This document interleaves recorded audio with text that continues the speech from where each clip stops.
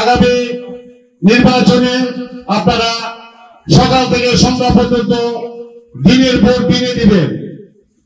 অতীতে যেমন বেশিরভাগ হাসিনা সরকার রাতে ভোট দিয়ে সকালে বলছে যে আপনাদের ভোট দিতে হবে না, ভোট হয়ে গেছে। এই জাতীয় ভোট বাংলাদেশে আর কখনো হবে না। আপনাদের ভোট আপনারা দিবেন।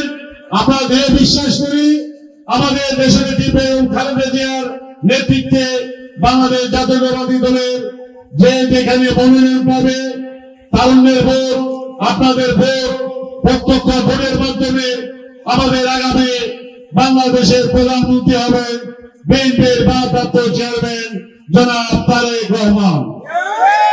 ইনশাআল্লাহ আমরা দৃঢ় বিশ্বাস করি নবীনগরে আমি একজন বিএনপির মনোনয়ন প্রত্যাশী।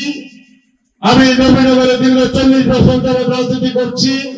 আমি নবীনগর সরকারি কলেজে জিএস নির্বাচন করেছি, ব্রাহ্মণবাড়িয়া জেলা বিএনপিতে ছিলাম, যুবদলে ছিলাম, বর্তমানে ব্রাহ্মণবাড়িয়া জেলা বিএনপির সদস্য হিসেবে আছি। আমি কেন্দ্রীয় সংসদে আছি। আমি দীর্ঘ 1 বছর যাবৎ নবীনগর উপজেলার প্রত্যেকটি ইউনিয়নে, প্রত্যেকটি গ্রামে কৃষকদেরকে সুসংহত করার জন্য রাত দিন আমি পরিশ্রম করে যাচ্ছি।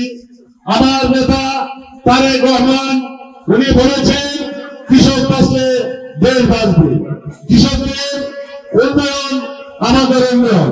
তাই কৃষকদের দুর্দশা আর যাতে না হয়, কৃষকদের ধান বীজ আর যাতে লুট না হয়, সেই জন্য আমি প্রত্যেকটা ইউনিয়নে কৃষকদের সাথে পরামর্শ করে তাদের কি দাবি দেওয়া, কি হলে আগামীতে কৃষক বাংলাদেশে হাসি ফুটবে, তাদের পক্ষে কিভাবে হাসি ফুটবে, সেই খোঁজখবর আমি নিয়েছি। এবং আমি আপনাদের এই টোটাল নবীনগরের প্রত্যেকটা ইউনিয়নের কৃষকদের দুর্দশাগুলি আমি লিপিবদ্ধ করে আমার ভারপ্রাপ্ত চেয়ারম্যান জনাব তারেক রহমানের কাছে প্রেরণ করেছি।